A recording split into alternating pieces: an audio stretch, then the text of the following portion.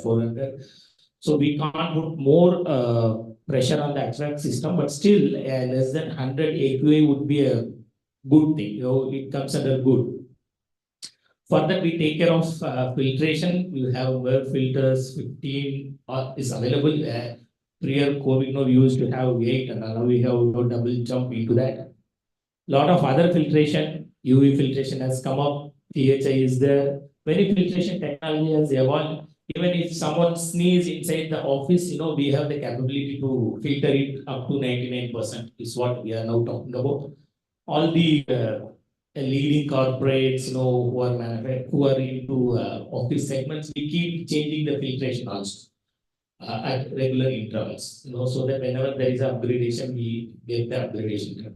Initial edition, definitely that's one which I would like to highlight. This will also take care of other AQA issues like PM 2.5, PM 10. These are the small particles, other chemicals, which is minute metallic chemicals, all these things. Everything gets filtered, and you have a even we used to tell our people, see the outside and see the inside, the inside air quality. We have the monitoring system in place. If it exceeds, again, IoT thanks to Internet of Things, it's given alert. See, sometimes what happened, one of my neighboring offices were doing some construction and it affected our office and it has highlighted. We immediately told them, to take care of their construction so that our people live in a better quality. And this has to percolate down to everyone. Soon it will happen also with a lot of technologies coming up. And India is doing very good in technology side. Second, coming to water, same issue. A lot of chemicals we see in the waters. To mention some of those equally, where you have the contamination of sewage, presence in the water. That's a very minor level, but still we need to treat them. And other chemicals, other metallic contents. All these things needs to be filtered properly.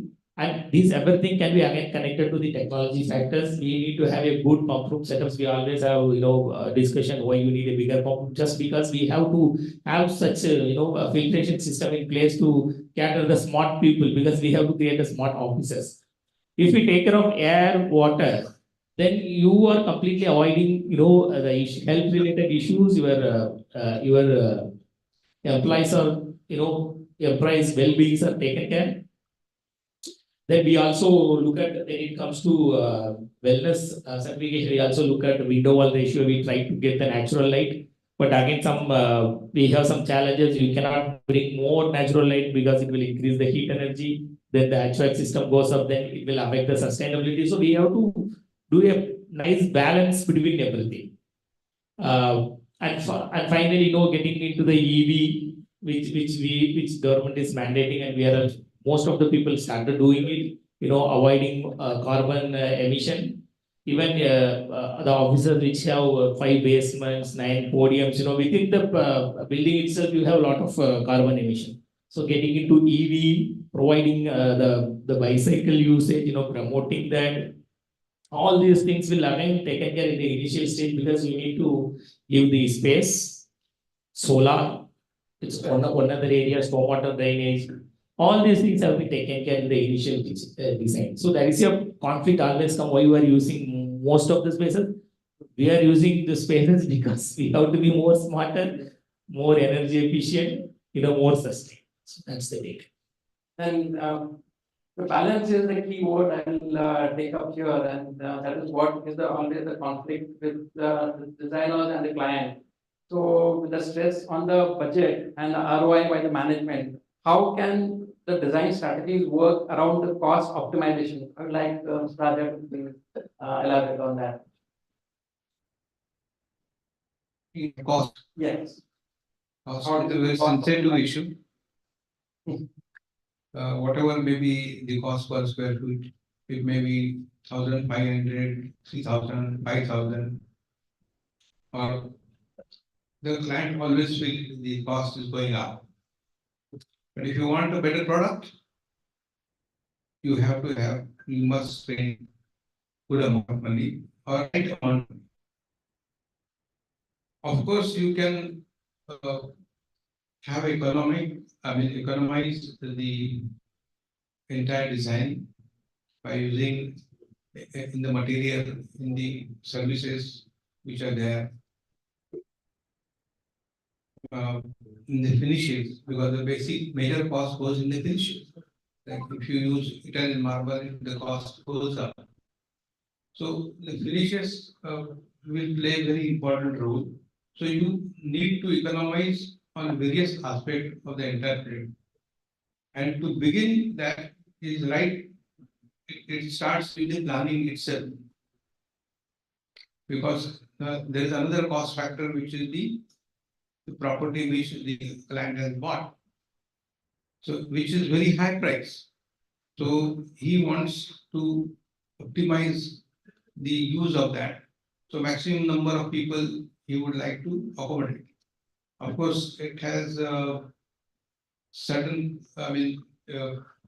people have now realized after COVID, and the density of office is also to that extent going down.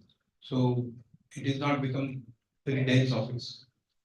So still you want to achieve an economy, it can be achieved only with the use of materials, but without compromising the creativity aesthetics of the entire project. That is what I feel. Yeah. So, in the interest of time, I would request answers to be brief because otherwise we already running That out is of what I time. did. And in terms of wellness, again, being the focus, like what is the role of lighting in the well-being of the workplace occupants for the market? You could throw some light on that. Yeah, so in the interest of time, I will just throw some bit of light, like you said. Yes. So, see, I feel, I mean, if I were to say in a sentence as to what is the role of light in wellness, right? So, the light, it makes us see better, number one. It makes us feel better, right? You can really feel what is there around you. There are so many elements that we are trying to get into offices for the offices to become more engaging, give a feeling of warmth, right? For it being able to act as a place where a person can socialize as well as collaborate, as well as concentrate, etc. Right? And how does it feel in that particular environment is extremely important. So it helps you see better, right? Obviously, because it is light, it helps you see better. If the quality of light is better, it helps you see better. There are parameters like CRI, which is the color rendition index, right? Which is basically how faithfully a particular light can reproduce the colors of your surrounding, right? I I have a super palette of colors laid out in the office, right? But if the lighting is not right, you will not be able to get that messaging right. There's a message that you're going to bring out from your office design, right? And the third one is that it also helps us function better, right? Function better biologically because I mean we know that we as humans are hardwired to connect, hardwired and connected to nature, right? And we positively respond to nature, right? Our biological cycles are also tuned to the movements of the sun, right? The way sun moves, there's a different wavelength in the morning, there's a different wavelength towards the evening. The wavelength in the morning energizes us, and the wavelength in the evening basically helps us relax so that we can have a good night's sleep. And a good night's sleep or a sleep wake cycle is extremely important for everything, for productivity, for concentration, for the right mood, etc. Right, and that is what you can achieve in indoors by using circadian lighting. Right, so I think to summarize and say in short, it can help us see better, feel better, and function better. Yes, definitely. Lighting, I believe, is a very important aspect which you have highlighted very well. And coming back to the balance and the cost optimization perspective, Mitesh, what do you think? Do you think that the sustainability is a trade-off from the cost perspective? So I think when you build an office, when you build a space, the first notion that you are spending something has to go away. You are actually not spending, you are actually investing in a space and you are going to investing it for a longer period. So I think if you change this notion, half of your problem is solved, half your answers are there. Couple of things that sustainability, because that I earlier mentioned, it has to be taken as a responsibility. So if you've taken that responsibility, you will always, and if you fulfill that responsibility, you will reap your results visually. It's a very valid point, Hitesh. Poonam, coming back to you for the last question of the evening. Is the inclusive design given the attention and the detail that is needed by the that is required by the architects? What is your take on that? Oh, yes, absolutely. It's the need of the hour. Like we said, the workplace design, every employee should be able to use the space without asking for help. That is the basic need, without asking assistance, besides asking somebody to, grab a cup of coffee or open the door to the meeting room. So this part, be it just grabbing a cup of coffee or, even moving around your workstation area, your slopes, it's not just restricted only to the washrooms, right? There's so many different aspects. Some people, and it's not just the people have different abilities, right? And you have to cater to all of that. Be it the slope of your ramps, be it your materials, your tactiles, lighting. Some people have very sensitive eyes, right? And that also plays on to what you said. The lighting temperature has to be such that people who have really sensitive eyes, it's catering to that. So an inclusive design has to be blanket. It's not just about one type of disability. Thank you, Poonam.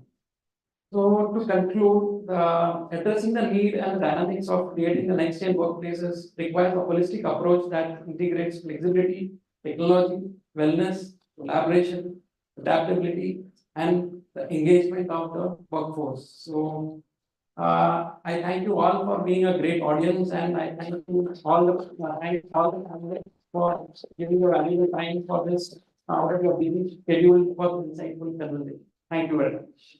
Thank you so much to each of my panel members. I'm going to quickly call on stage Mr. Somnath Chaudhary, who is the National Key Accounts Manager, South Asia for Dormakaba, and Mr. Puneet Mehta, who's the Director for Hospitality from Howell, to please come on stage and hand over a small token of appreciation from our end to each of our panel members. Mr. Somnath and Mr. Puneet, request you to please come on stage.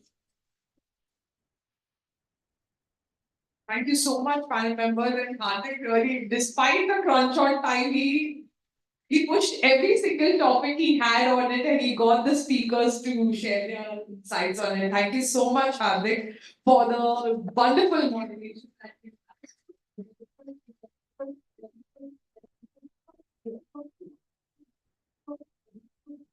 Over to our moderator of this panel discussion, Mr. Hardik Pandit, who is director from Vice Studios. Secondly, we have Mr. Balaji Sandri, who is one of the two individuals we had from the developers community on this panel, giving us the perspective from their views.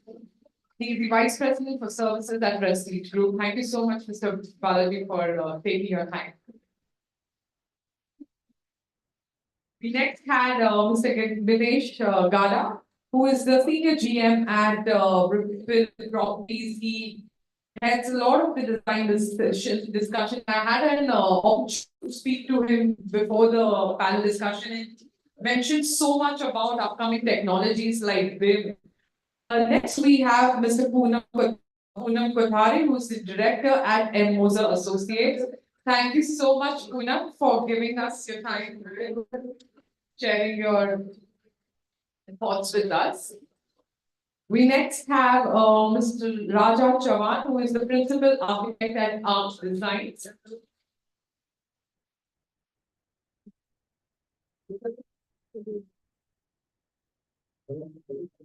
And finally, we have Mr. Valman Jain, who is the Professional Sales Head for the Office segment at Signify.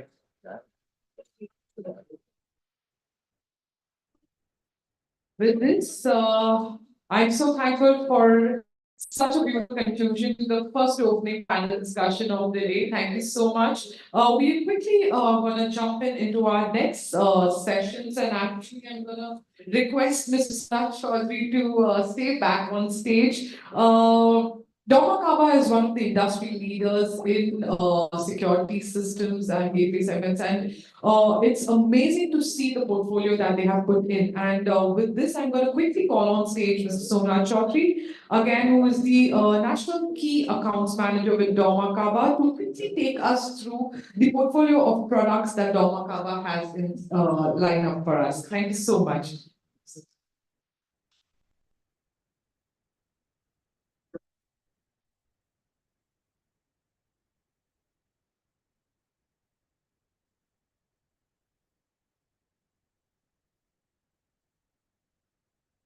Okay, Namaste Mumbai, and very warm welcome to everyone. And thank you so much for making your time to be present here for the event.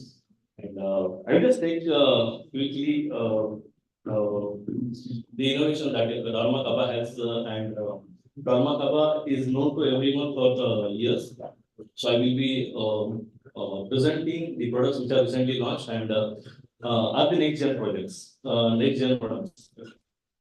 So as we talk about, like we are the company which operates on global license and local presence thought process.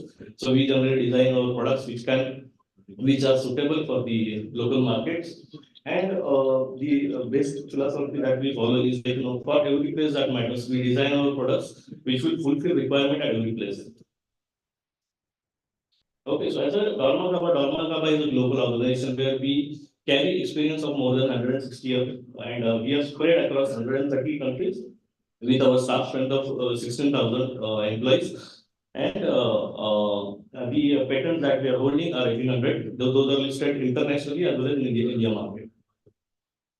So this is about market India. So market India caters to South Asia countries, and we are headquartered in Chennai. The most important thing that I would like to share here, that in our headquarters, we also have the India's first lab for hardware testing that is accredited by NABL. So we generally keep testing our products here, and generally we also ensure that products are functioning properly and the products are up to the mark.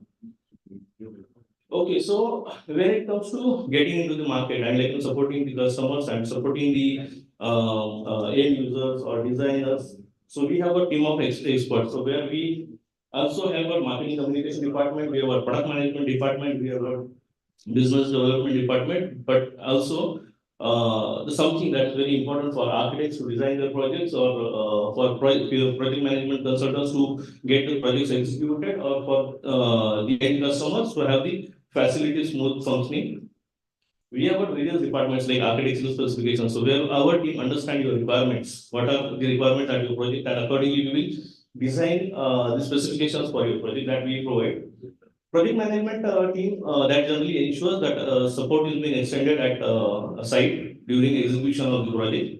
So generally that time project management consultants, they generally require support on the innovative products that are to be executed and are properly functioning, that needs to be ensured.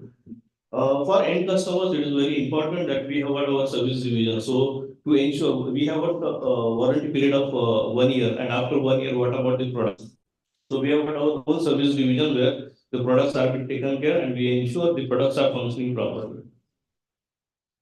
So today's, as our panelists also spoken about the changing trends in industry and changing trends in workspaces. So nowadays, everywhere we are talking about the touchless entrances or touchless accesses. So nowadays we are talking about the solutions that should be accessible by mobile, or the biometric solution that we are expecting, or we need to integrate a lot of components in our offices so that we can integrate everything to the VMs and we can have better control on projects.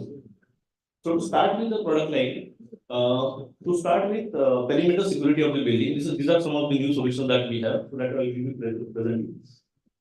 So when it comes to perimeter security, so perimeter security, we have got barriers, boom barriers at entrance of your premises. Then the full light turnstiles for security requirements of your building. We have got various automatic sliding doors, automatic breakout doors. We have got lift with automatic doors. We have got breakout doors. So these are various solutions that actually can be provided. The revolving door that recently we have launched.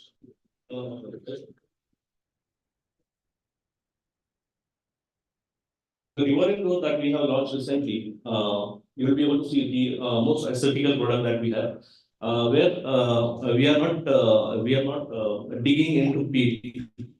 We are not digging any pit into the revolving doors bottom, and also we are not. Excuse me.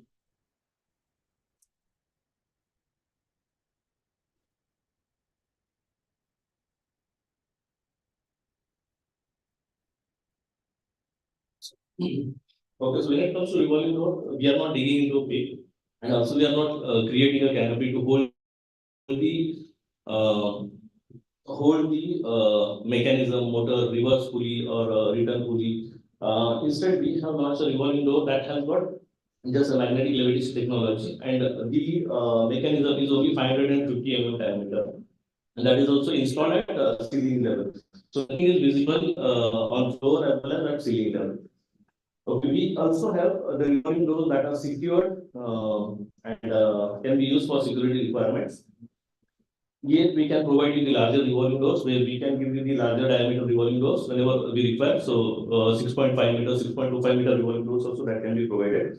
And the last photo that we have here, that is being used for the most highly secured areas where we call the product as a personal interlock. So very highly secured areas like data center and other locations, or even we are using some laboratory. So this is the product which is very identical, where without authentication the person cannot enter. Okay, so when we are entering into premises, we require various security solutions that are like the tripods are there, or we have got the flap barriers. We can have the flap barrier with facial recognition. Nowadays, like in almost every airport, whenever you are traveling, you will see the facial recognition flap barriers are there that are installed by Dharmakala. So when you are using this boarding gates, or you are using the DC gates that are Dharmakala gates. Okay, so this kind of technology is also available. The last image that I have put here, like whenever you are talking about any particular customization of a flat barrier, you can definitely talk to us. We can get you the solution for that. So I will just take you the next generation product that we have recently launched for international market, and very soon we are expecting that will be launched for India market also. So a small video is there. We just go over that.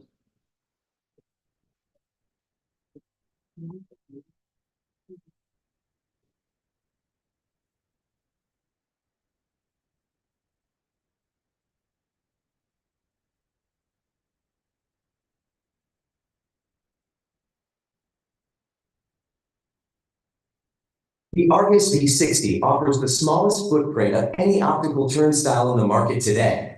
Argus V60 offers a footprint less than 10 inches, providing the ability to fit into the tightest of spaces, integrating into your access control system and ensuring tailgate detection. Available in a variety of color options, V60 offers the same architectural design elements as the rest of our Argus line. The ergonomically positioned scan plate and status lights have been installed on the front of the turnstiles for better visibility and ease of use.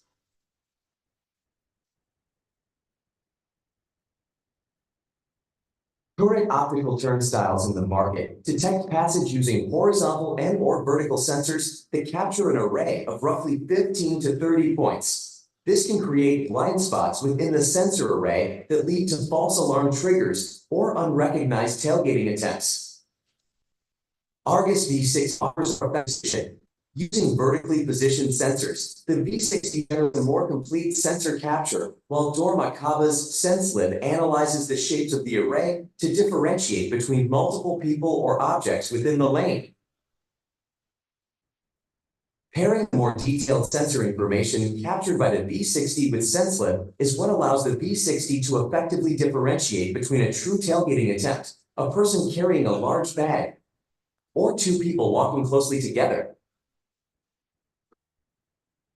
Okay, you will be able to see that the design has made sleeker, but then you will be able to achieve the security requirements of it. You know, the tailgating will be identified. If somebody is coming with trolley, the flap will not come and close. So this kind of requirements have been already met. Okay, coming to the next product line, Dharmakaba has got complete range of access controls that we can provide access controls that are required for your individual offices or multiple offices across India market, or like, if you have got set up across globe, so we can give you a solution that can cater to all the requirements. Whether you are looking for a solution that are on-premises solutions or cloud-based solution, that we will be able to provide you. So these are various components that actually goes along with the access control, where like you will be able to see the readers that are very slim and like new generation and like very advanced readers are there. You will be able to see the complete product range that goes along with any access control requirements or access control scope. That complete requirement is catered here. You will be able to see various platforms where you are talking about the individual door requirement, or like multiple door requirement, multiple cities requirement. So various platforms that are there. So everything can be catered to. Nowadays we are talking about like the access through mobile. So generally, like you can definitely talk to us. We can get you a solution for that. Everyone knows about Dharmakaba, like the inception, door hardware, and complete product range is there, starting from door closer to floor spring to conceal door close to all kind of hardware, or like lever handles are there, complete locking system. So when it comes to door hardware, everything around the door, any kind of door, whether the door is steel door, metal door, aluminum door, or wooden door, or glass door, any kind of solution that you require, you have every possible solution. Whether you are talking about fire rated door or non-fire rated door, every solution is catered in our product portfolio. Okay, this is something like a very interesting, and then we are talking about like enhancing security through the keys. Okay, so we have got this particular solution available where we can have one key that is operating entire premises. Okay, or like we can have multiple layers of this key that is operating different floors, different departments, different wings, whichever way like we want to have that particular key or chart of like, the scope for your requirement that can be catered to. We'll just go through one of the Presents one campus, one key. Tomorrow's technology today with Dormakaba's master key system, designed to make access easier and more secure at the same time. The benefits of one campus, one key. So here, as you saw, one particular key can operate one particular floor or like one particular department. At the same time, you can have one key operating entire doors in your facility. So definitely that key will be like with the security head of your building, or like the owner of that particular building. Okay, and when we talk about one campus, one key, you will be able to see that with single key that you are holding, you can operate the main door of your office, or like maybe if you want to access the door that is at least of your like cabinet doors inside your office premises. Okay.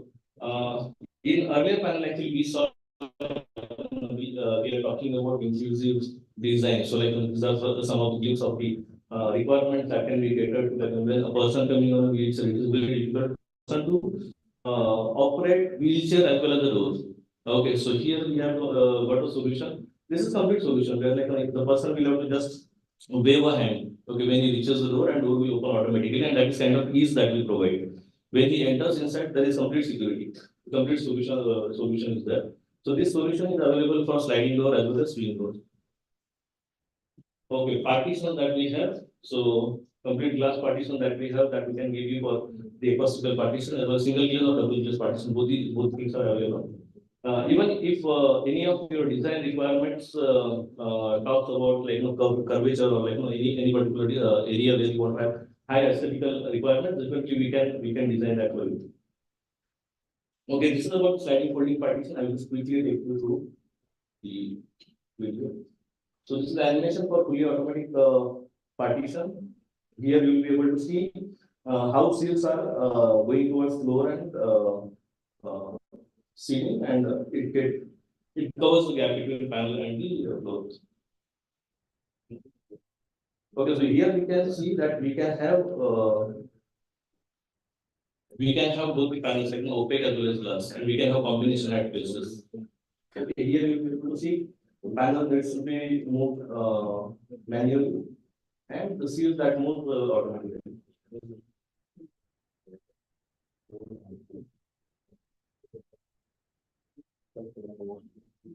You can see how easy the panel is to make.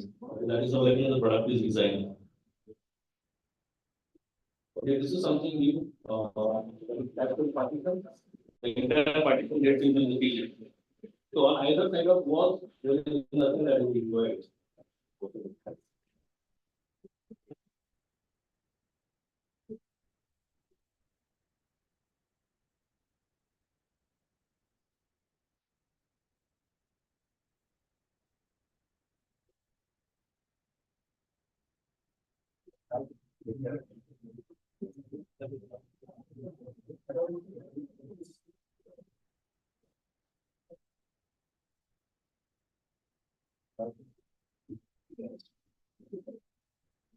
So we can have solution for stepped partition. If you are depending on the project, definitely we can design this way.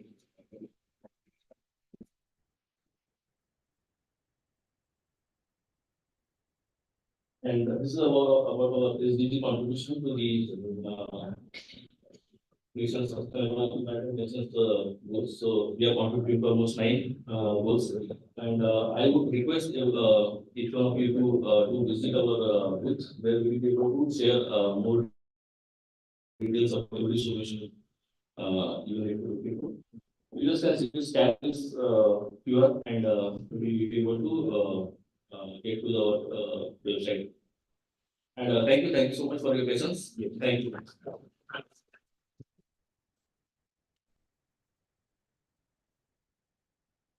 Thank you so much, Mr. Somnath Chaudhary. And now I'm going to quickly call on stage for our second panel discussion.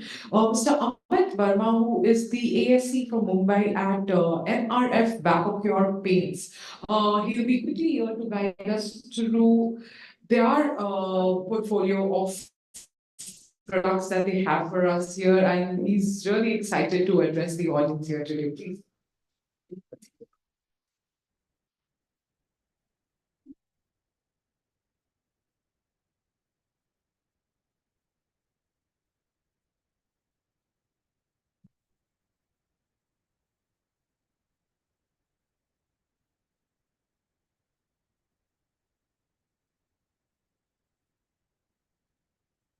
Hello, good evening everyone. Very thankful to my seniors who have given me opportunity to represent MRF. Before going with the MRF web of your friends, I will just highlight some of the key points out of many about the MRF. MRF is a most valuable tire brand. It's a second strongest tire brand in the world. One of the top 10 brands when it comes to the nature of sustainability. We are in the list of 10, 1 to 10. We are in the list of 10. People simply says when there is a name of MRF, people simply says when it is MRF, you don't have to check the quality because it has a process driven quality. So going to back to the MRF Epocure Paints, fully owned subsidiary of MRF Limited. We are in the business of adding aesthetics and harmony to homes for over 3 decades. We are an ISO certified, eco-friendly, Green Pro certified product ranges. We have three fully equipped manufacturing facilities in Chennai, full-fledged R&D center for innovation and continuous development, high qualified engineers to ensure strengthen quality control, Pan India strong distribution network dealers. We have Pan India strong distribution network. Business development team to support architects, interior designers, engineers, and builders. When it comes to interior, good living starts with good living spaces. We are starting with my product, Ruka, luxury wall finish for interiors. The features and advantages of its interior, it's an interior emulsion, silver iron technology, smooth and satin finish, antibacterial with a 10 years performance warranty. We have 151 exclusive pastel shades in it. Then we'll move to premium water-based PU wall finish for exteriors. We are the number one who come up with the PU technology in the paints. These are the some features of Aquafresh exterior. It's a UV protection we have in this paint. It's stain resistant, antibacterial, and good bonding between the surface and the primer and the top coat. Premium water-based PU wall finish for interiors. We have exterior also and we have interior also in Aquafresh. In interiors, it is washable. It's have a features of washability, stain resistant, and scratch shield. So when someone in the home tries to put a finger or a nail to remove a paint through a nail as child, so we have the property in that scratch shield. Then I can move on towards to Altura. This is a premium. This is also a premium waste 2-in-1 acrylic emulsion for interiors and exteriors. In this, there is a property of washability, stain resistant. It's a 5-year performance warranty. We have 1,110 plus shades in it. Then I have an economical water-based emulsion for interior and exteriors. There is a product for interior, Visa, with a 3 years performance warranty, and for exterior we have a product of Campus, same with the 3 years performance warranty. It's a new added product in our portfolio, Aquafresh Dam Guard, water resistant. It has a property of water resistance with a performance warranty of 8 years. It have a property. It has a feature of moisture lock. Then washability. It have a feature of washability. It creates a tough and flexible film. Then I will move towards the wall primers. I have a 3 category of wall primers. Aquafresh PU wall primers. In this, there is a crack bleaching property. There is a layer of 0.2 mm. Then in economical, I have a product of 2-in-1 premium acrylic wall primer, and going to there is a Cello 2-in-1 primer. Then I will come to Aquacoat PU. It's a 2-pack and 1-pack. There is a single pack and 2-pack. For single is for interiors and 2-pack for exteriors. In single pack, there is the material top coat is there, whereas in the 2-pack, one is the hardener and one is the top coat, you can say. We have some features in it, like its high durability, superior finish, moisture lock, tough and flexible film. These are the main features and advantages of this. Then I will come to the wood coat. Wood coat, we have came up with the in 1980s. It's I can say main entrance in the market when we entered in the paint industry. Wood coat was the product. It is more. It has the features and advantages of UV protection, toughness, then good bonding, stain resistant. These are the main features available in high gloss clear, silky matte, and matte clear. This is the wood coat Italia luxury 2-pack PU wood finish for interiors, available in high gloss clear, matte clear, and white matte. Same the features and advantages are it's tough, superior finish, stain resistance, and good bonding between the surface and the top coat and the primers. Then I have economy wood finishes. In economy, we have fresh wood, treat wood, easy wood, and melamines. These are for the economical, we are catering the economical market with these products. Then here comes the metal coat. It's a it's a versatile product. Uh, you can use it anywhere, even in wall, plastic, SS, glass. Even you just name the surface and you can just put a metal coat on that surface.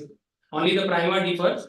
So it has the properties of tough and flexible film, superior finish, UV protection, as well as good bonding, strong bonding.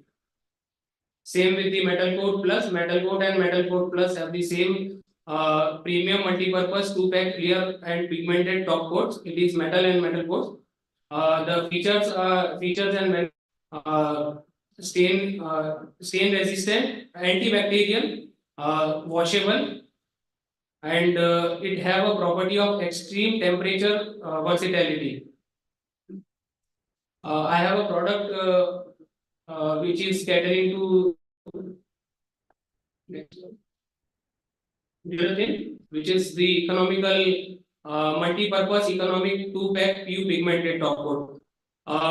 It is the main feature and advantage of this product is it is half the cost of metal coat and don't have the spray machines to spray the paint. It can be applied through brush, applied with the brush, and the advantages are like it can be applied through brush, UV protection, superior finish, and there are 20 available in gloss, matte, and satin finish.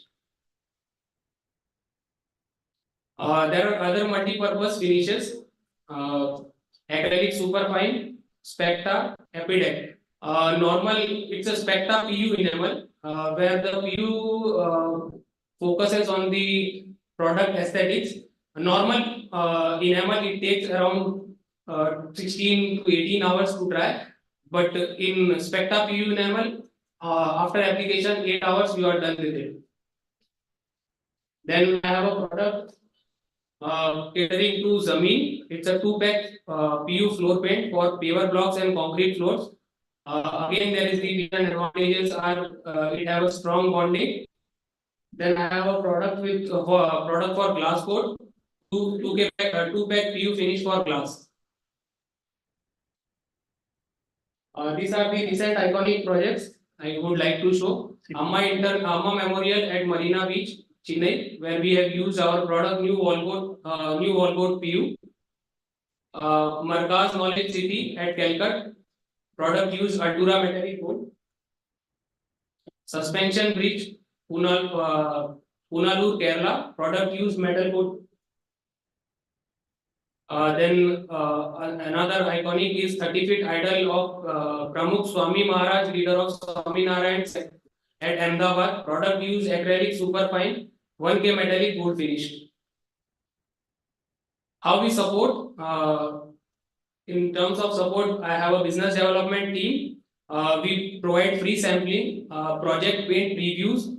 So you can just have a look after paint of the shade, how my building will be aesthetic wise or the look wise, how it will look.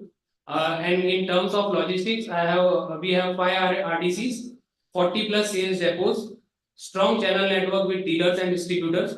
There is also a technical guidance, site supervision also be done from our side. Customized shades also available for high volume. So try new paint sampling available. Thanks from my side.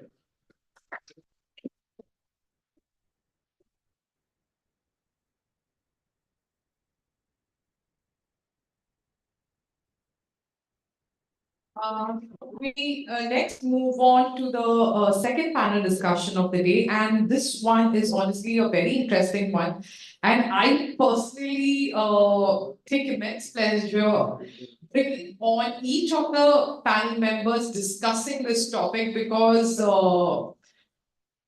new offices kept aside, this particular topic addresses and tackling Buildings midlife crisis. We have so many structures that were built during India's liberalization in the 90s, which is now going under massive renovations, refurbishments, and trust me, it's not a simple task. In fact, it becomes much more difficult dealing with these aging buildings than it is to build a new one. So I have with me on this panel experts and professionals who want to shed light on this amazing topic. And to moderate this panel, I have with me Major Nitish Kala, who is an FM and security consultant. He's also the former vice president and national head for facilities, corporate services and security at Viacom 18 Media. With this, I'm going to first call him on stage, and joining him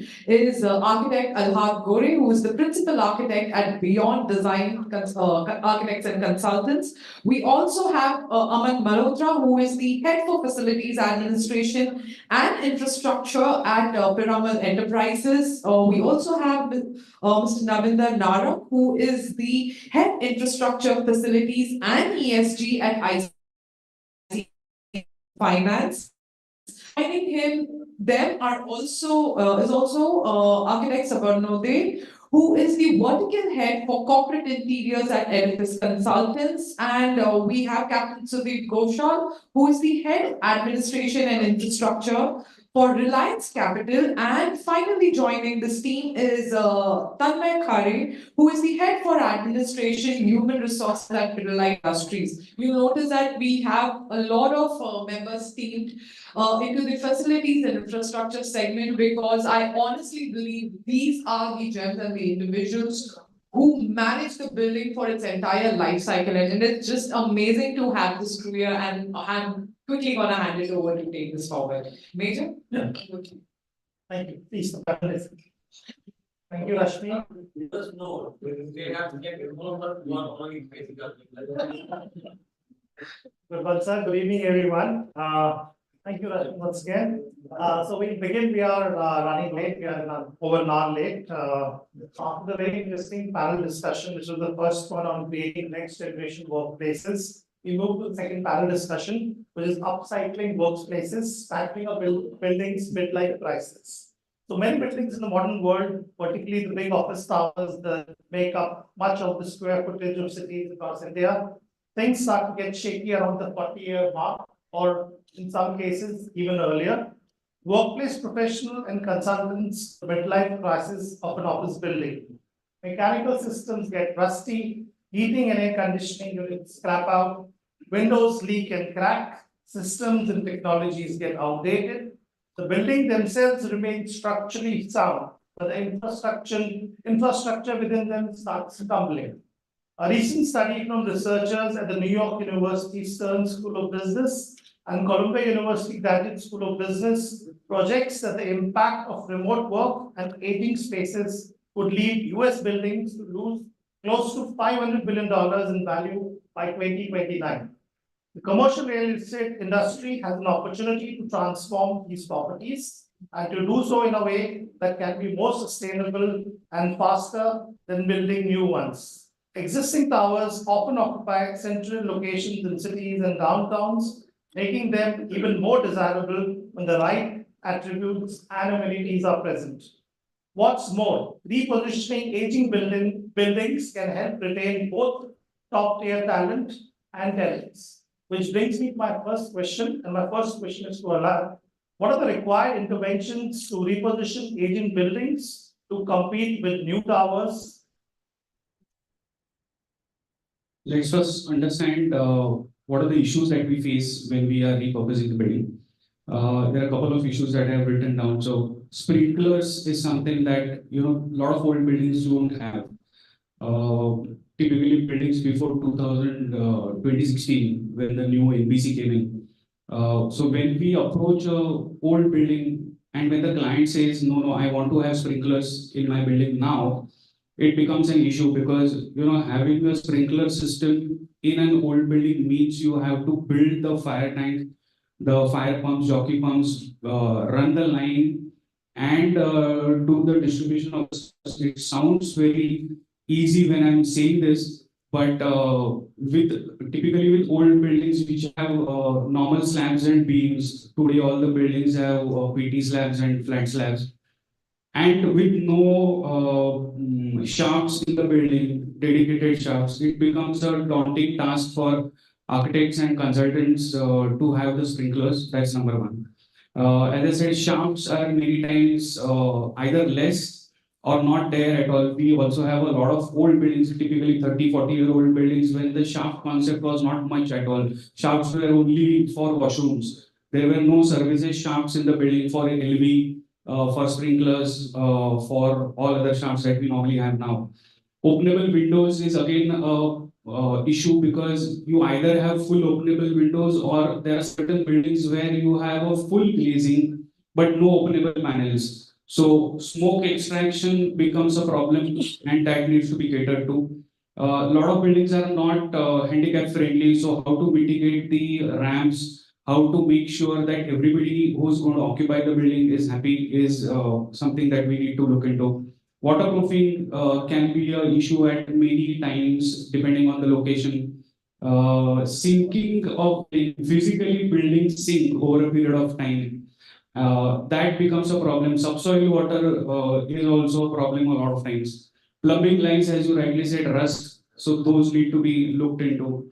Buildings are not certification friendly many times. So we have these EV charging stations now that needs to be introduced. Many a times or most of the times the building doesn't have anything as far as the certification is concerned for these old buildings. And the biggest issue that we face is no drawing availability. So many a times we have to do scan to BIM or we have to do physical measurements. Structural drawings are not available, so we have to get into structural analysis of the building and make sure that the building can take the loads if there are any extra loads for say UPS rooms or server rooms. So these are few of the things that we come across when we are talking of old buildings and how to mitigate that. Okay, Captain, so you want to add something? I mean, to add to this, basically what we are looking at while doing this entire retrofit project is what is the kind of value proposition we bring in and how do we market it after it is done. So, I mean, I can give one great example with of a building here in Mumbai itself, the towers. Know that it's an old building. It was constructed somewhere in the 1970s, I believe 1972.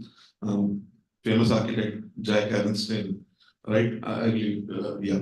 So, and at that point in time, it was the tallest tower in Asia. And after 2 years, of course, it lost that thing. Now, in 2013, again, this was brought over by Blackstone and the Panchal Group. So you can see today, this particular tower, out of all the towers in Nariman Point, demands the maximum rentals. Why? The only reason being they have retrofitted the entire building, including the facade. And this entire thing was done. Actually, I happened to speak to one of the persons who was actually involved in this entire thing, Mr. Deepak Gehlot. I was talking to him yesterday. And he said that it was done when the building was completely occupied without the tenants moving out of the building. They have not used scaffolding while doing the entire retrofit of the building. So that kind of systems and processes were used by them. And today, this particular building in Nariman Point demands the highest, one of the highest rentals as compared to the other. At least if the others are at 200, it demands 300 per square feet. So that's the kind of difference a retrofit or a renovation of a building create. Okay, very valid points, but both Alad and Captain speak, which takes me to the next thing, Savarno, I would want you to take this question. How can an existing workplace be upcycled efficiently and sustainably in the market that's witnessing constant shifts in trends? Thank you, Mr. Kala. This is a very nice question and very close to my heart because what I'm going to speak about now is purely based on my experience in dealing this kind of projects in the recent past. I've been involved in a couple of projects where the buildings were commissioned in the early 2000s and they are right now in its midlife stage, and the clients want the project, the entire office to be revamped, refurbished as per the modern new age workspaces. So there are two things that needs to be addressed when we are dealing with this kind of situation. One is the employee-centric matters, like the people who are going to be actually using that space, how we can upgrade the quality of the space, the planning principles, the finishes, all those things. The other aspect, like what Alad Gode just mentioned, is the actual condition of the building. How do we deal with that?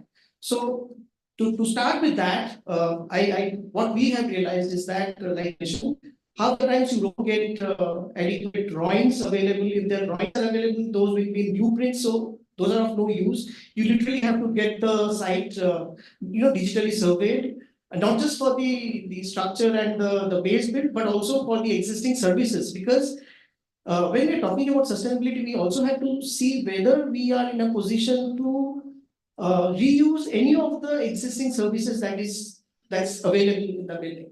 Second thing is the efficiency of the electromechanical system of the building, because what was highly efficient 20 years back today is completely obsolete. We have better technology, better chillers, highly efficient, sustainable products which are available. So retrofitting an existing MEP setup or electromechanical setup into a new one, that becomes a big challenge. So that is something which needs to be addressed. The other thing is also the structural health of the building. That also needs to be evaluated, and any kind of intervention that is required in terms of leakages. In 20 years, your windows, your facade, they start rattling. Things have to be addressed. Like he mentioned, PT slabs, those were not of popularity in those days. So half the times you will find. Sorry, one very important thing I forgot to mention here is code compliance. So that time in those 2000s and all, there was no NBC building code. So buildings were designed based on control rules of the local municipal authority. So, like we know that for an office, we need a 60-40 ratio for male, female, and all that. So, based on that, the number of toilets have to be provided. The fire egress, capacity has to be based on the national building codes and all those things. But those buildings, they don't meet all those standards. So, these are the challenges which we normally face in terms of the building. So wherever it is possible, we try and see whether additional external staircases can be added to mitigate the shortage in terms of number of people, those can be evacuated. We go back and tell the client that if you want the building to be commissioned as a new building based on national building code and all the modern standards and all that, then you'll have to probably cut down the number of occupants that you have. So this is as far as the main building structure is concerned. Coming to the other aspect, which is with regards to the user experience. So when these buildings were, when offices were done in these buildings 10 years, 15 years back, at that time, the only, popular thing in the market was open office concept. So by open office concept means it's all workstations, huge, large hallway with, a sea of workstations, and you have got some full light spaces and all. We have evolved beyond that. We have gone far, far, far beyond that. Today we are talking about activity-based workspaces. We are talking about, especially after the pandemic, we are talking about hot desking and all. People come to office not every day. So based on all these concepts, the office has to be planned. One of the key things that we keep in mind while designing an office space is employee health and safety. So safety is something which I just spoke about, ensuring that everything gets taken care through by following the national building code. But employee health and well-being is where we again have to look at how we are taking care of the indoor air quality, the accent to getting better quality daylight inside the workspace, planning in a modular way so that in future, if there are any kind of changes and all that, you can make modifications, changes to your layout, and make the office future. These are some of the things that comes to my mind when we are talking. Thank you, Suvarno. Thank you for covering this question very comprehensively. So, which takes me to the next question: what are the environmental benefits of upcycling? And one Karuna answers this question. A lot of points were covered by, while answering the upcycling thing. I hope everybody is clear about upcycling. Do you want me to just cover that in a little bit? So upcycling is something that you do when you use, reuse, or recycle the same thing by adding value to that. So, and it's not only merely recycling or reusing, it's also adding on certain components. And when you do that, you have to take care of the environment also. It's rightly possible to do that, and in a very holistic and inclusive manner. Firstly, is to use the material which is locally available. So, if you want to add on something to that building, add value to the building by adding some more components to it. So, use locally available material, use locally available resources, including manpower. So that helps in the reducing waste. Basically, the concept is to reduce wastage, to have energy savings, to also reduce the transportation aspect, reduce the manufacturing load, and reduce the extraction load from the earth. So that's how you save on carbon, carbon wastage. Also, things like having green rooftop while creating a retrofit or upscaling a building or doing upscaling along with environmental measures, using solar rooftop, having a water management system with rainwater harvesting, having a building management system, using technology to upscale. So that helps in your energy savings ultimately. The cooling systems, a lot of points have been covered, the daylights. So all these points help in getting the environment aspect added on to the building, thereby reducing the carbon load on the building. That's very important. I think I'll just stop at that. Thank you. What are the challenges faced by the FM team while upcycling older workplace fit-outs and campuses? Aman? Thank you, Major. And I was really worried with the time running out. I believe FM will again left out here, but you did. Yeah, I'm also running a little bit fast. So you gave a chance for FM to speak. That's kind of you. So the challenges we face, obviously, are many. But I'd like to touch upon two major topics. Obviously, it comes to our mind cost, but that's not the topic I'm covering today. I think the major challenge that we face in terms of upcycling is employee discomfort, or occupant discomfort, So the challenges it brings, the discomfort they have to go through, it's very difficult to define in terms of value. Upcycling is good for the building, yes, we all know that, but what it costs to the occupant, which need to be taken care. So I would want that, that point need to be considered whenever the upcycling project is considered. I have one example in my last organization. We were upcycling a building. It was a old historic building in Crawford, which was obviously more than 40-year-old in this case, as we are discussing a midlife crisis. Doing that, obviously it was a bank, so we have to keep the branch running. You can't just shut it off. So we had no opportunity to shift it in a midterm, and do something. So we went ahead with a upcycling project with a operational branch. And at the end of our tenure, when we finished the job, half of my staff left. So that was the effect that we went through because of this upcycling thing, that discomfort they all went through. So that is one of the biggest challenges I want to speak about, that make it more difficult for any facility manager to take care. Thank you. Thank you, Aman. Moving on to the next question. What are some of the design and technological interventions that can be integrated to safeguard reduction costs over time? And Targa would want to ask this question. So, Nitesh, first of all, I personally believe I'll take it in two parts, the design and the technology. So for design, it is the right intent, which is very important.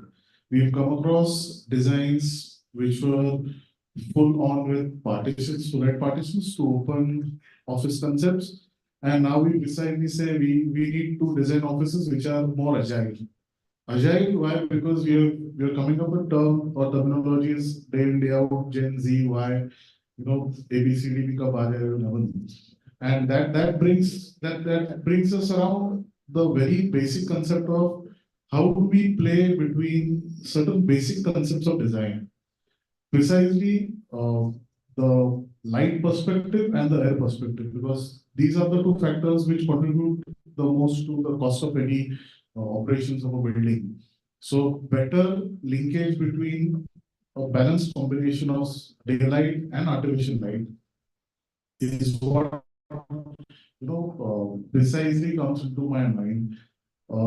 when it comes on fresh air or the airflow, I will again come back to the intent or intention of an organization. I'll just quickly run through one of my experiences in one of my previous engagements. We were working on certain certifications. So we have a good certification of ISO 55001 2, which specifically focuses on the asset life cycle and the overall asset value. We tried to evaluate the organization in terms of the 1600 odd locations that we were present across. And I'll be very candid on this. We failed to get the essence whether we were ready for 55,000 or not. And with warm hearts, we accepted the fact, because I personally feel failures are also important for us. And with the failures, we had a very drastic observation which came back to the organization, stating certain basic HVACs or split ACs were more than 10 years in the organization. So anyways, you are killing on the power, the maintenance cost. So this made us very precise on being more proactive rather than being predictive at times. And last but not the least, to have a better marriage of assets and the technology, because be it BMS, be it any IoT perspective, be it a single site or be it an implementation at a multiple site, this marriage is very important for you to make sure that you have a better approach in controlling the cost. So it is at a click of a button wherein you control the temperature, wherein you control the consumption, and you have a better proactive maintenance perspective. Thank you, Tanmay. So my next question is to Sagarno again. How can scalability and adaptability be addressed in the new upcycling spaces? Interesting question. First of all, I would say we have to be really mindful of the fact that in this ever-changing industry where the business requirement changes every 2 years, 3 years, offices have to be designed keeping in mind, or I would say offices have to be designed future-proof. So one of the, I have listed down a couple of points which will really help, which helps across projects where rapid changes take place within the office landscape. One is planning with complete cavity flooring or false floor. Yeah. So false floor, that ensures that any kind of cabling work, raceways, trunkings, all those things can be taken care of on the floor. And if there is a requirement on day 2, you don't have to break your flooring or break the raceways and relay fresh new raceways and all those things. So that is number one. Number two, which is also a current trend of avoiding false ceiling as far as possible. So that is one, you are achieving very good height, volume within the workspace, and at the same time there is complete freedom for you to have absolute modularity in terms of overall planning of the workspace, modularity in terms of how you plan your false ceiling, how you plan your services above the false ceiling. Other aspects, like I just mentioned about module-based planning or modularity in planning, using demountable partitions, then having or using multiple spaces, creating multiple spaces which can act as different type of which can help in different type of functions.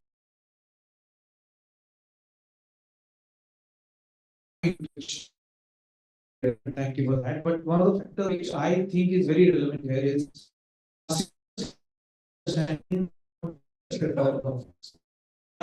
once you have the clarity for this space in the next 3 years in the space, obviously you have that kind of vision. But what is after that? Are we looking at this space to be retrofit? We want more collaborators change into workstations, or are we looking for a bigger space? Once you have the clarity, then the planning becomes much easier from facilities point of view, and which will impact. Yeah, Very point. So whether it's a new office space or office to be upcycled very well, point by one. The person who's occupying his occupier, his feedback is very, very important. Yeah, thank you, both, Suvarna and Aman. I have a building in front of me. Retrofitting an existing old building is costly and involves CapEx investment. How does FM head convince its CFO to agree to the retrofit budget of the cost? And I want Captain Steve to take this. That's why the first question. Aman can have three questions. So I get to answer the worst or the best question. So they call it the budget, right? They call it the budget so that we don't budge from it. Yeah. Yeah. So we shouldn't. Whatever we have decided, we should get it from them. There is one easy way. We are talking about midlife crisis. In case the crisis of the CFO, he will automatically accept everything. Hookah pani band kar do, which is very much possible by us. But let's not talk about that route.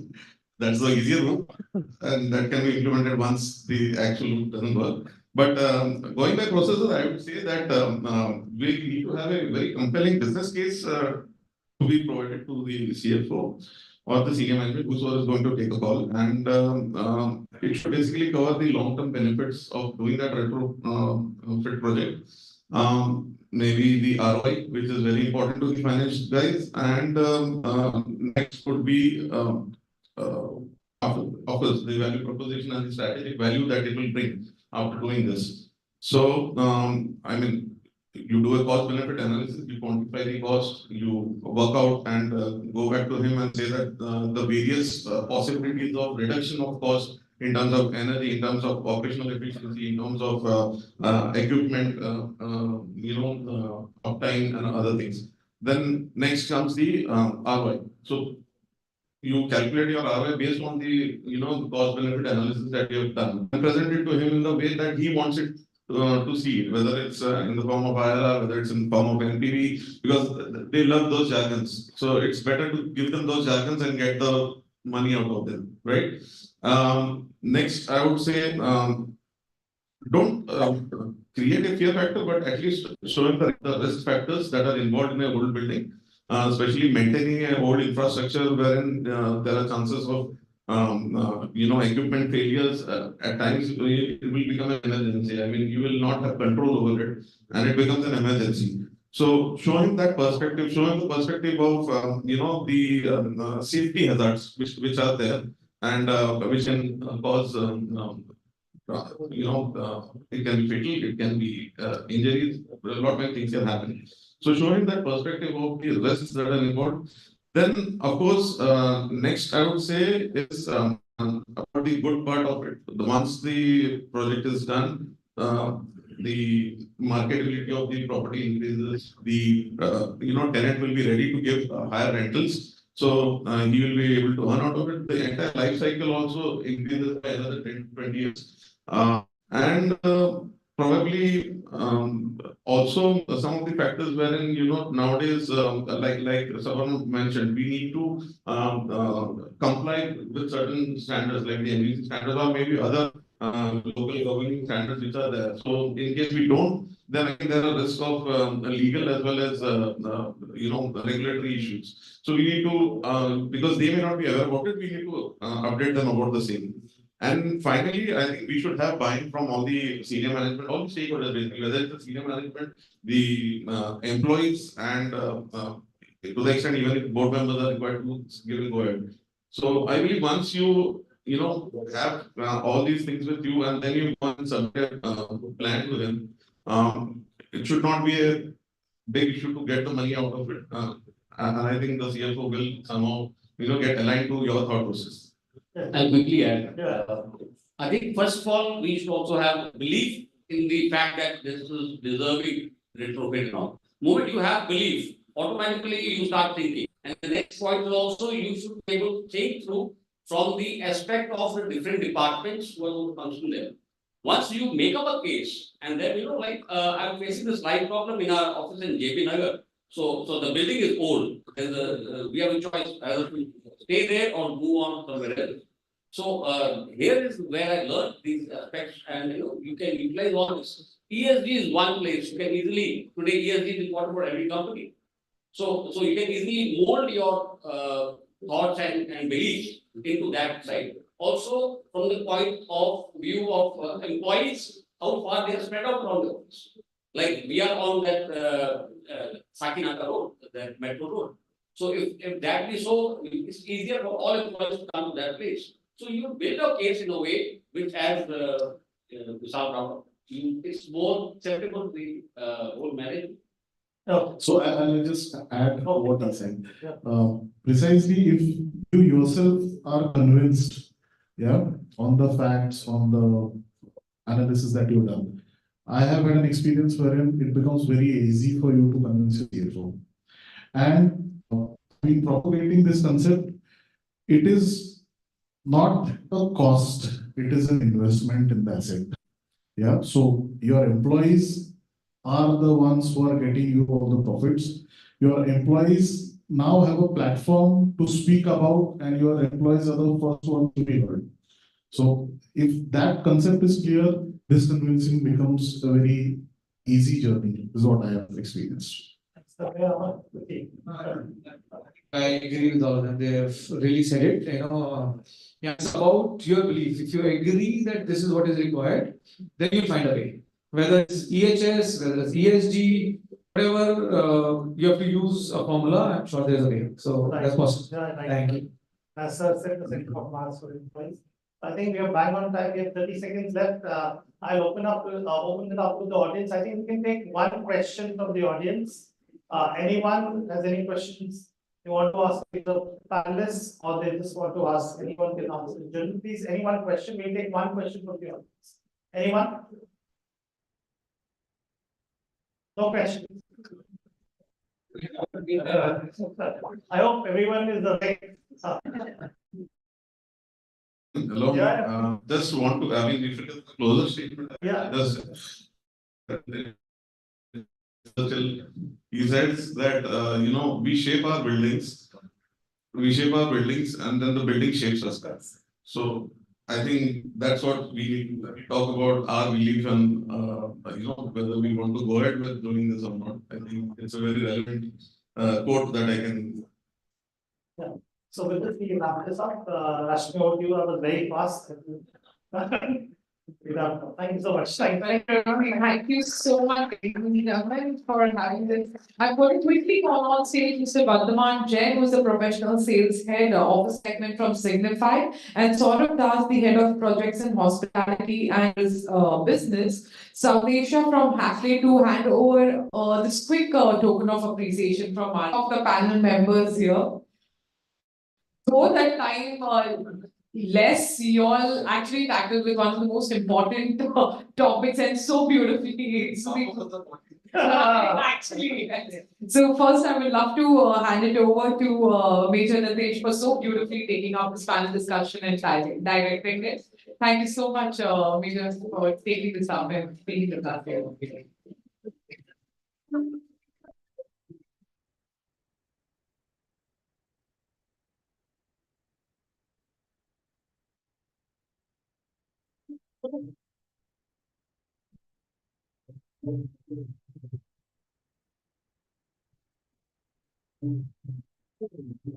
Yeah, there you go, Major Nitesh Kala. We next have architect Arhan Gore.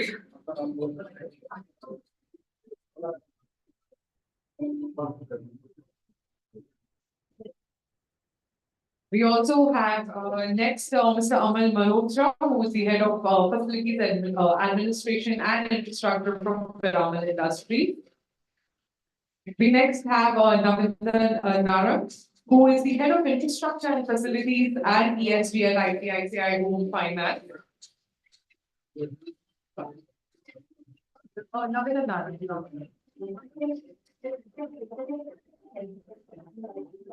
Thank you so much for bringing the lightheartedness and the seriousness all together in this one single panel. We next have architect Sabarnode, who is the vertical head for corporate interiors at Elvis Consultants.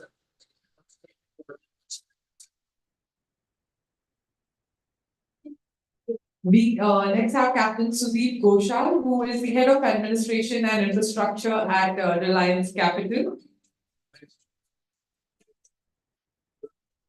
And finally, we have an architect who's turned facility manager, Tanmay Khare, who is the head of administration and human resources at Pidilite Industry. We rarely see architects donning the cap of an HR head, but here we have one, and thank you so much for having joined us today. Thank you so much. Just one quick.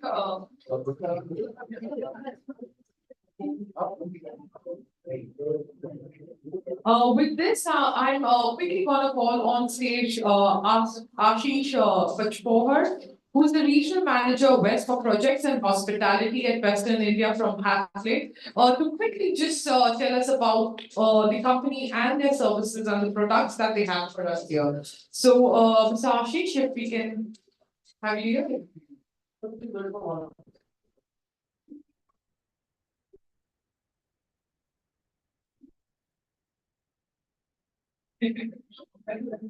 Thank you so much, gentlemen. So, thank you.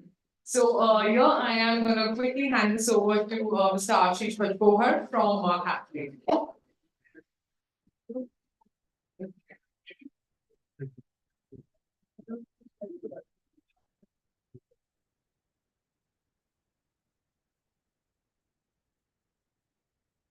Hello, good evening, everyone. Hope I am audible. Can someone give me a thumbs up at the back? Yes, thank you. So, before to start this presentation, I would like to thank all of our customers who are sitting over here for trusting Hapley from the last 100 years.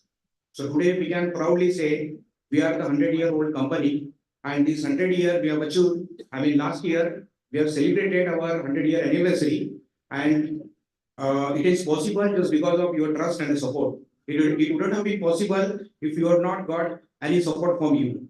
So thank you very much for your support. So now just moving on the product range.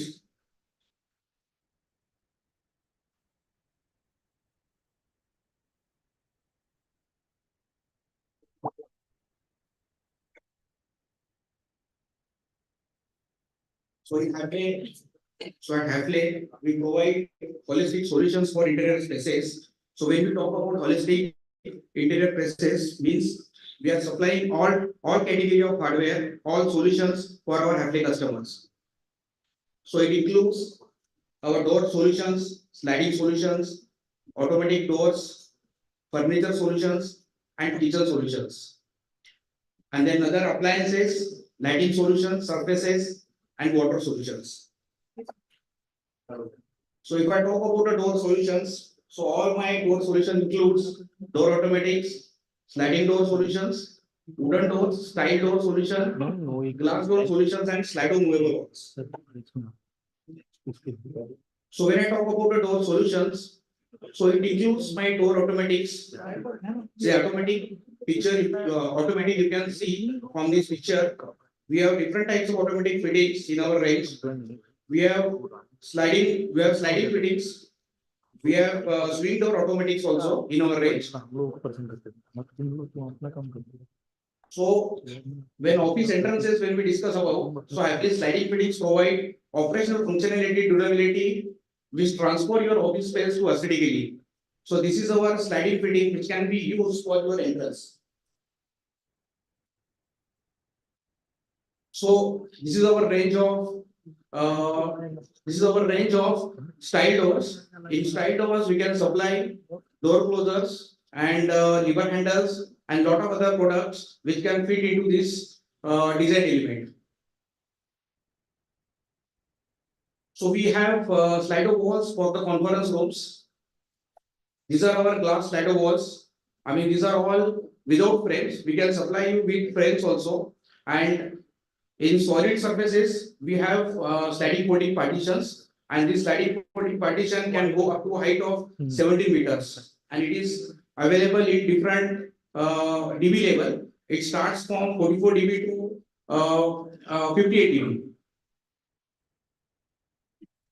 So now this is a very special range of sliding fitting system available with Hapley. So it can take weight up to 500 kg, and for higher opening area, so there you can use this product with double tracks as well. There we are showing you a different range of lever handles. So all our ribbon handles are available in different finishes. These are the traditional door closer range that we have in our range. These are the panic bars. We have panic bars available in black as well as in silver. So now moving to furniture solutions. In furniture solutions, we have table fittings, furniture locks, and drawer solutions and organizers. These are our top for your working area. So these are the digital locks. I mean, these are our digi locks, and it can be available in RFID also. So now coming back to lighting solutions. So for lighting solutions, it is divided into two parts: furniture lighting and architectural lighting. So for architecture lighting, we have downlighters, and furniture lightings, we have LED strips that is in our range. So these are pictures about our ambient lighting.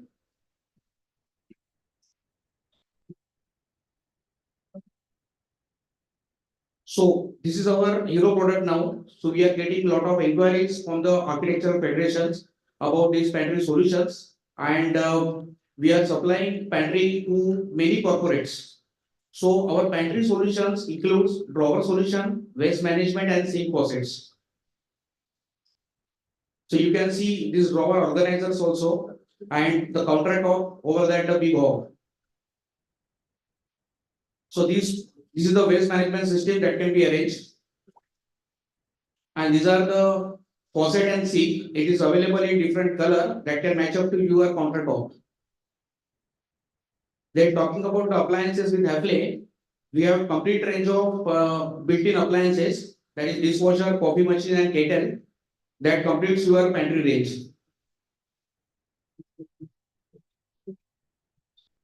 So now talking about the restroom solutions, so we have faucets and waste bins. So you can see from this picture, we have faucets available in different finish also. So now the last product, that is the surfaces. So Hafele, we have three different type of surfaces, that is scissor stone, Decton, and Terra. These are widely known as quad surfaces. These are very strong and stain resistance and heat resistance. And it is mostly used for the tabletops, worktops, wall cladding, flooring, and facades. So you can see how your reception area can look like if it is used with the scissor stone. So this is one picture where you can figure out your tabletop with scissor stone. So for Decton can be used for the facade and high traffic area where durability is essential. So these are a few clients just to name it, and definitely we would like to add more with your support. And of course, it would not be possible without 360-degree support, I mean services from Hafele, that is vision, design, decision, and implementation. So in a nutshell, Hafele is about maximizing the value of the space together. So with this, I end my presentation. Thank you.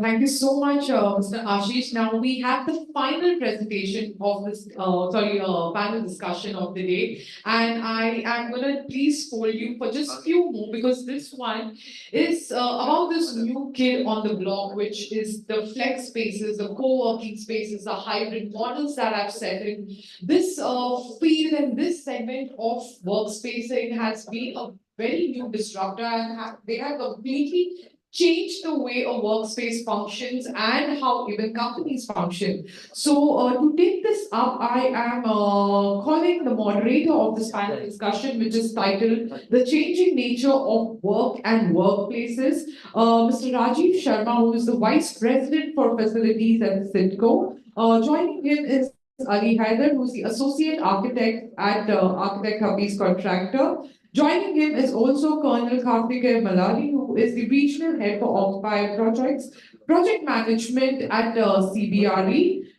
Joining him, them are also Kiran Bagbe, who is the Studio Executive Director at Office Space Solutions. We also have Pratik Virendra Swarup, who is the Assistant Vice President at Coworks. And finally joining him are Samir Singh, who is Chief of Operating Officer at 91 Springboard. Each of the individual here are catalysts at each of their companies, and these companies are making waves across the industry in this segment. And to understand from them how this new typology is changing the industry, for that I'm going to quickly hand it over to Mr. Rajiv Sharma to take this over. Thank you. I'm audible. I hope so. Thank you. Thank you. And I'm really sorry we are holding you back between you and your drinks and dinner. But precisely we'll only take max 15 minutes because I have drafted a question for each one of you. We're not going to repeat the question to another person. Okay? So to help all of you and to myself as well. So, just to start it off, the changing work and the workplace, I think we have all seen this trend from 2020 when COVID hit in across the globe. So, I think it's with everyone, not just we as professionals. I think it is people at our home, our kids, my wife, right, our housemates. Everybody has gone through this change, right? But today we will concentrate only on the corporate part of it and what changes it has brought to our work and our workplaces, right? And I have people from architect firm, from IPCs, from co-working space. So I'm going to ask specific question to them, which is very relevant to the experience they bring on the board. Yeah, go ahead. Let's start. Okay. So my first question is to Pratik, and from your experience and the background, Pratik, what are the key elements as per you? The new age workplace has and or should have? Thanks, Rajiv, and a very good evening to everyone.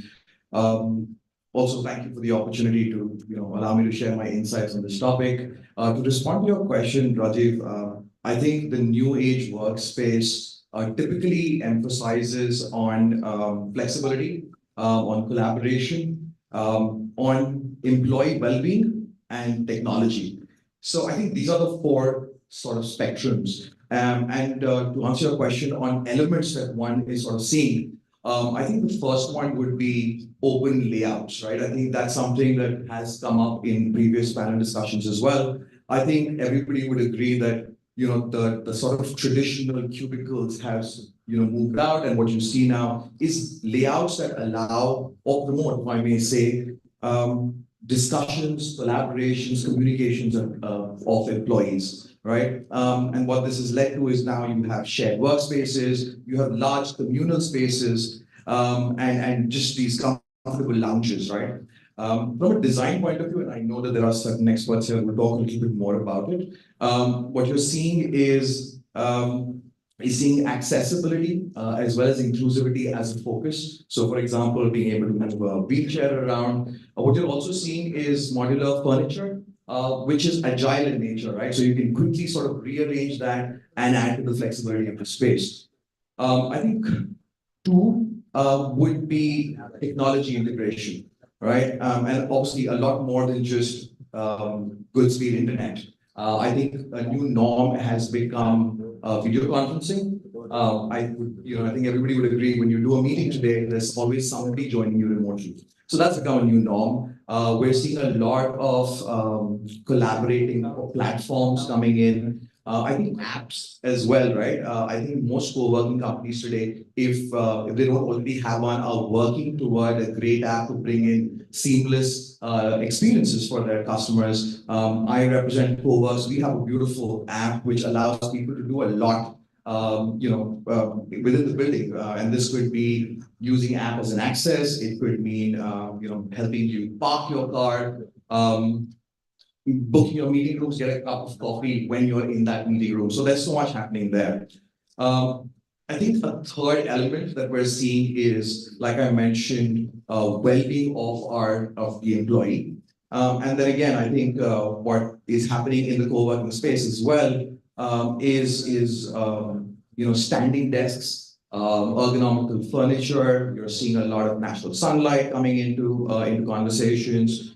I think you're also seeing breakout rooms so that people are able to do a little more than just work. So, if I need to do a quick session of yoga in the middle of the day or the end of the day, I'm happy to have that space. And I think the fourth and the last thing that I'd like to say, an element is definitely that the new age workspace is being designed keeping in mind environmental sustainability, right? And I know that there's been enough conversation about that, but it's the usual culprits, right? We're talking about HVAC systems, we're talking about intelligent lighting systems, what else are we talking about? Recycling concepts, green certifications for buildings. So if I had to summarize this entire conversation, I'd say that you're looking at new age workspaces that are designed to make or increase productivity, to be able to increase collaboration, employee well-being, and to be able to do this in a sort of an adaptive place because you know that trends will continue to change and technology will continue to change. So yeah, that would be my answer. Thank you. Thanks, Pratik. Thanks, that was pretty elaborate. And while we do this, this all has to be built into a space so that we get those four elements pretty obvious and available for everybody to use. And that's where an architect comes into picture. And we have Ali with us who has a huge experience of doing projects across the world. So Ali, over to you. That what design changes you have implemented in the recent projects you have completed, keeping this the topic of today in mind. Good evening, everyone. More like a good night in the sunshine, but I will not take up too much of a time. A lot of the points have already been taken care by Pratik, which are very valid. When you start a design and when you enter an office space, so basically when you treat as an architect, your office space is an environment, like how your house is an environment, your office space is an environment. So when you consider an office, there are basically these three things which comes to a mind of an architect. One is your planning, second is your touch and feel, and then third is obviously the technology part of it. Technology has evolved in a way which I cannot really imagine, or maybe I can't speak too much about it. But when it comes to planning, right now a lot of points have already been covered, but I would like to highlight that whatever the case may be, how much evolution is there, at the end, the person sitting and working there is a human. And for a basic human to work, there are two things.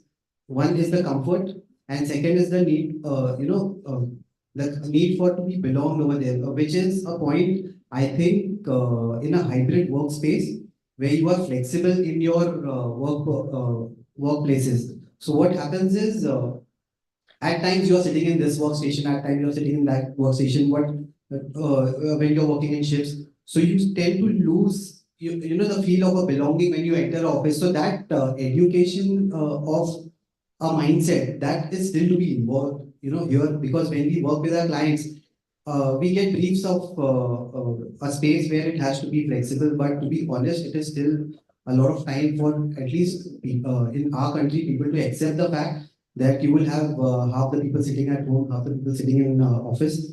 The second issue that comes is the communication part of it. When you are having different work cultures in the same environment where you have work from home. And so the hybrid is basically a concept where you have some of your staff sitting at home and some of your staff working from office. There is a big difference in communication when it comes to resources.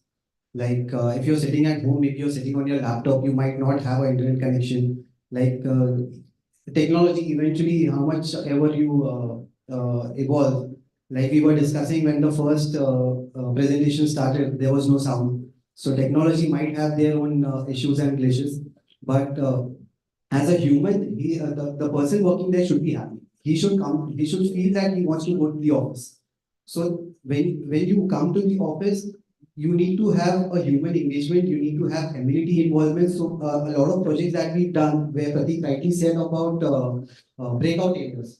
So breakout areas is what? Breakout areas is not just an area where you have a super table kept, or where you have some sitting where somebody just comes out of the cafe and says. Breakout areas has a lot of things other than that, where you have some kind of innovation from your technology merged, and you can have some setup over there where people can just come and interact with these media interactive screens over there. People can engage with some amenity, like a game or something. So I think these breakout areas are very important. Workspaces as such in a office, I will not speak too much about because right now the planning part of it is very taken care where you have a work table, you have your side tables, whatever.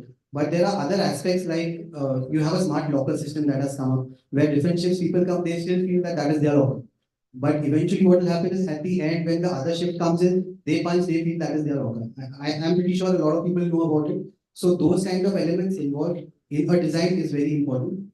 And speaking about natural light, ventilation, sustainability, I'm pretty sure all the architects, designers, and the people experiencing here, they all know about it. So I will not elaborate too much on that. Thanks. Thanks, Ali. And before we started, we were chatting, and Ali is doing the roda. So I said, you can choose to talk less. But I think he has not agreed to my point. So with the smart working or with the co-working, right, and giving an option for people to work from wherever they are, right, close to their home, right, co-working or the managed spaces have actually taken a big jump in last 2 years. And we have somebody from office with us, Kiran. And so Kiran, you may want to highlight on your client demands. So when you work with them or on creating a co-working space or a managed space, what are specific demands your clients have put in across to you?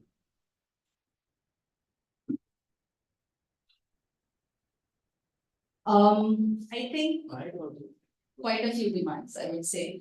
The entire landscape of the workplace, real estate is undergoing a significant disruption at this moment, to be honest. It's because we have, dynamics of works has been changing, hybrid is coming, it's the new normal. There is an advancement in the technology. There's also, this constantly, evolving needs and preferences of the end user, that's employees and including us, right? All of us. So that's about real estate, and what comes into picture is the flexible workspaces, and that comes as a very handy and I would say a very viable solution. Because it gives you, locational options. People do want to cut short on their travel time and, work from something which is closer, from a branch or something which is close to home, co-working space. And instead of, rather than, traveling all the way to their main branch into a CBD, right? So that sort of, is the flexible workspace environment which everyone is, looking at. And it also gives you a flexibility and it caters to the on-demand, needs of meetings and, be it virtual meetings or in-person collaboration. So there are, AWFIS has these opportunities where, we do have virtual flex spaces, virtual flex arrangements. And we also have, as part of our co-working centers, we also have these really flexible, plans where you can opt for, all these on-demand meetings and collaboration. Speaking of clients, I think in terms of we have seen actually demand of a flexible workspace over a conventional one, especially from IT and tech sector, which now has been joined by banking and financial services and BPOs clients as well. I think in terms of if we have to look at where we are and where we are heading to, there are a few statistics which has been put together from the industry research in 2023. Flex spaces have been extremely significantly, on I would say on a saving mode because it's approximately 20 to 22%. And that's because now companies and clients are paying a fixed rent for the space which they are using. And that sort of significantly is not reducing the overhead expenses which they would have otherwise spend on, utilities and maintenance and housekeeping, etc. So also in terms of footprint, if you were to see, flex spaces have tripled from 20 million square feet in 2019 to 57 million square feet in 2023 in tier 1 cities. Numbers are different, but the same ratio applies to tier 2 cities as well. And as a result, of course, I mean, indeed, you do have, a continued opportunity for co-working and managed office, emerging in the coming future. Just to add a little upon, how the trends have also changed in, past few years post-pandemic as well. Co-working centers have not, they have actually outgrown of being merely a workplace, but they are now transformed into I would say a self-contained ecosystem, which is actually helping all the individuals, perceive their personal and professional growth objectives within as part of their career and within the workplace. And I think in terms of, and specifically for managed offices and co-working spaces, as Pratik and Ali rightly mentioned, that the different typology of spaces, including, in-house cafeterias and yogas and, yoga spaces and gyms and meditation rooms and different settings of collaboration, different spaces where people can go relax and have a me time. Including nowadays, childcare services are also being offered. So that becomes like a package which is adding to the holistic well-being of that particular individual. So I think to summarize, I would say that in terms of as a design fraternity and as all our vendor partners who are helping us create these workplaces, we do have a bright future as our economy continues to grow. And as responsible creators, I think we do also have tremendous opportunities to create places for better living and work and play, I would say. And at the same time, consciously developing a platform which is a sustainable platform which inculcates the growth of each one of us as professionals and also adds to the sustainability for our environment. Thank you. Thanks, Kiran. Thank you so much. Warm Samir, you again come from a co-working background, but a specific person of the technology, right? So you that from whatever products you handle in your space, how effective or what solution from a technology AI perspective you provide to your clients, which help them in this need of evolving work and workplaces. So thanks, Rajiv. Thank you, NP Media, for giving the opportunity to become part of the panel. So, my view is, and this is my view and basis the interactions that we have with our clients, AI is not yet an order qualifier yet. And I think even if it's an order winner, it's for a very select number of clientele for whom there are select and niche products which are available on Mumbai. Having said that, and therefore I don't think AI in particular has yet reached that stage wherein it's a must have, it's still nice to have. Having said that, I think my view is when it comes to technology, technology is an enabler, right? And 90% of customers or clients' problems, or if you have to augment their efficiency in working, if you take care of the basics of the technology, I think 90% of the problems solved.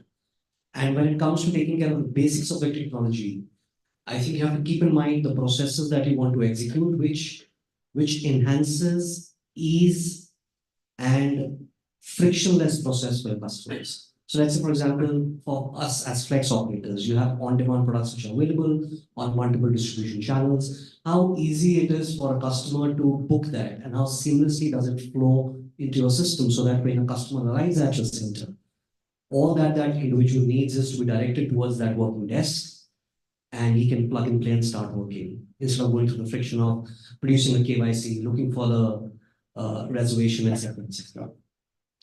Taking it forward, I think Prateek mentioned about it, how easy it is for your customer sitting in your place to utilize your application or whatever tool that you have to book your meetings and conference rooms, right? How easy it is for your client sitting at your center or at your hub to interact with the people at the shop floor using a messaging tool or whatever it may be, and how easy it is for your employees to interact with your customer using that tool.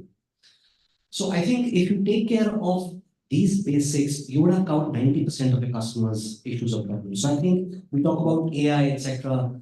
From a facility point of view, I think enough was spoken about IoT devices. They make a lot of sense from a point of view of sustainability, ESG, etc., etc.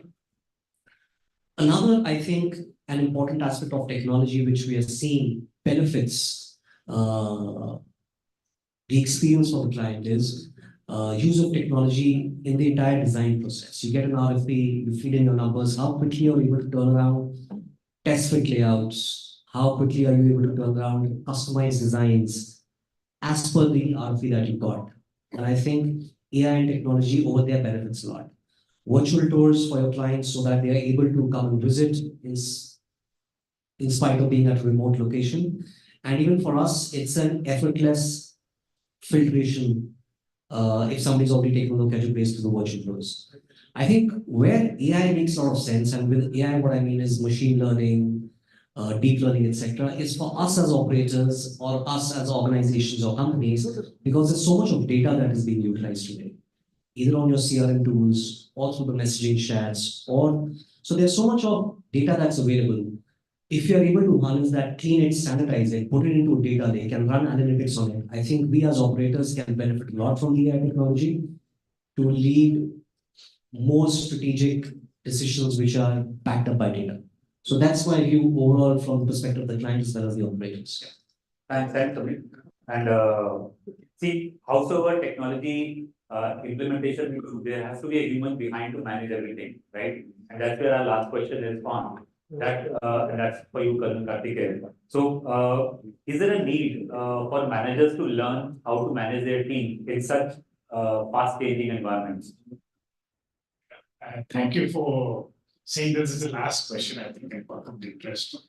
And I also have the very envious task of closing a long session. So I hope that I'll keep it very short. I'll just give a small example. Everybody talk about flexible office and all that. But it's been 5 years since I've been in the new avatar of mine post my retirement from the army. And every day I go and sit on the same seat. So I don't know how many of you would relate to this, but every morning I go to office, I'm sitting more or less on the same seat. So it's a habit which is there. We too tend to have hobbits. We want to be areas which are familiar to us. We want to have a little bit of private space, though we are in a public space. We spend most of our waking hours in offices. Tell me, I think most of us leave home early in the morning, and by the time we get home, it's already dark. So most of our day is spent in the office, and therefore we all want to grab a little bit of our own me space in that, but then flexible spaces, hybrid spaces, co-working spaces, collab spaces, or all public spaces.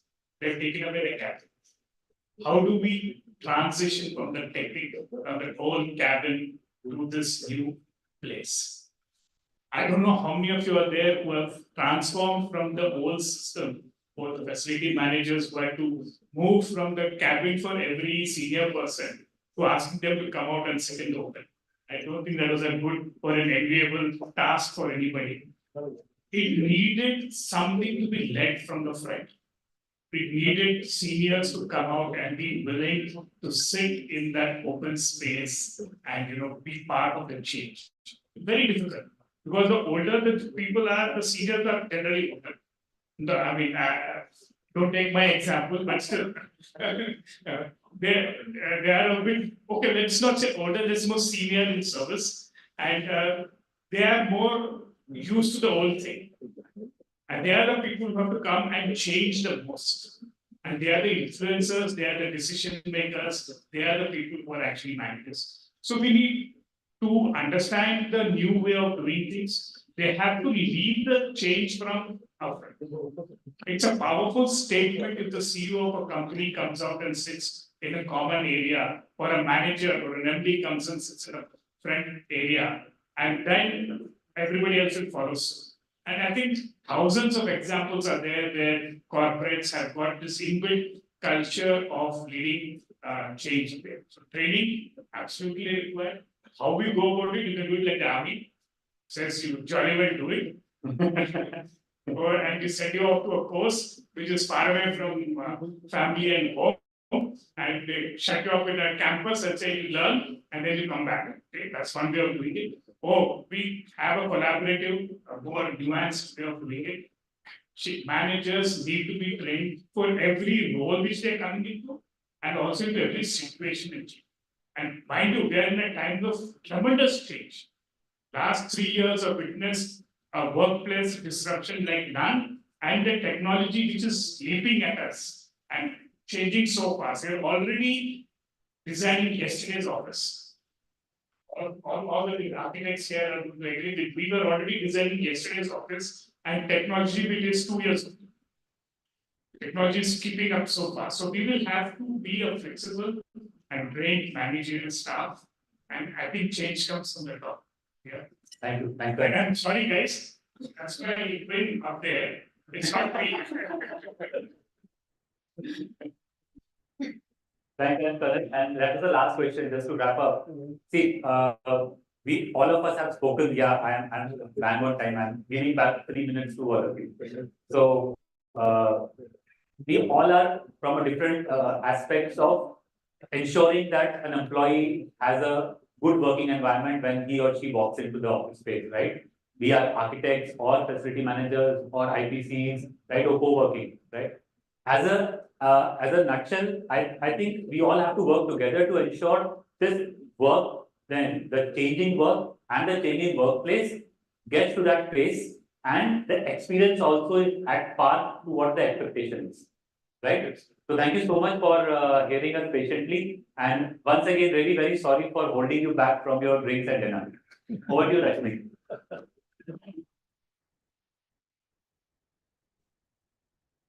Thank you, Rajiv. You guys were amazing. It's like you literally teleported us into the future without the bar being open. And thank you, Karan. Yeah, and thanks to you, Karan, like they brought us back to the present day. It was amazing, and without taking much time and standing between the bar and you, let me call on stage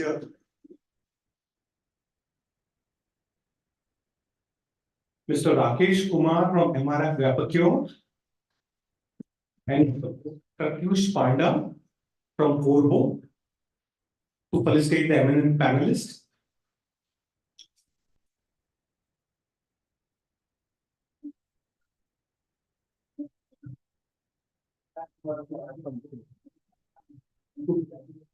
Begin with Mr. Rajiv Sharma. Thank you, Mr. Rajiv. You were literally amazing and you got the best out of everyone. Though the time was short, wish we had more time on hand.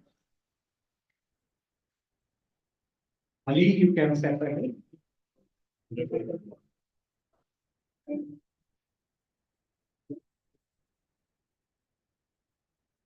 Karnal Karthikeyan.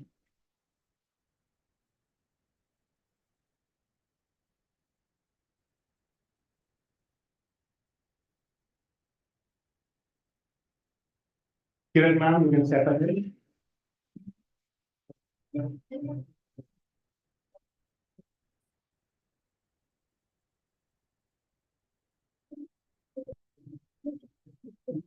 Pratik, please join us.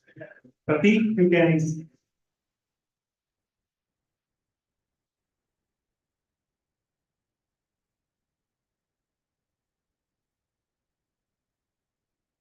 Mr. Samir, you can step ahead. You can also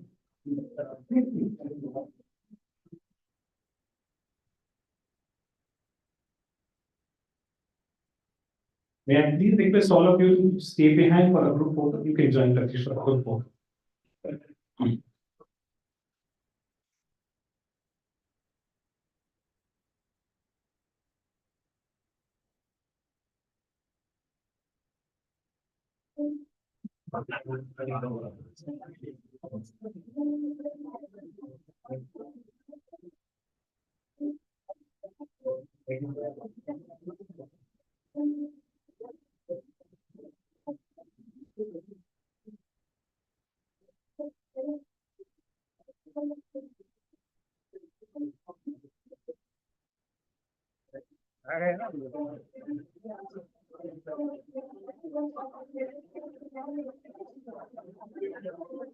Thank you all, and this brings us to the end of this session.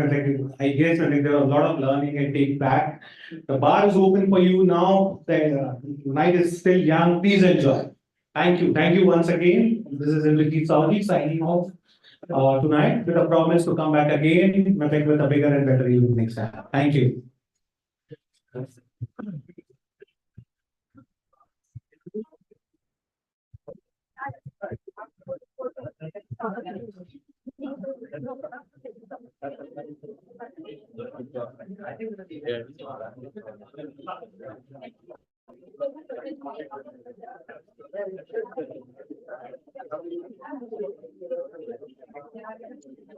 But you can ask directly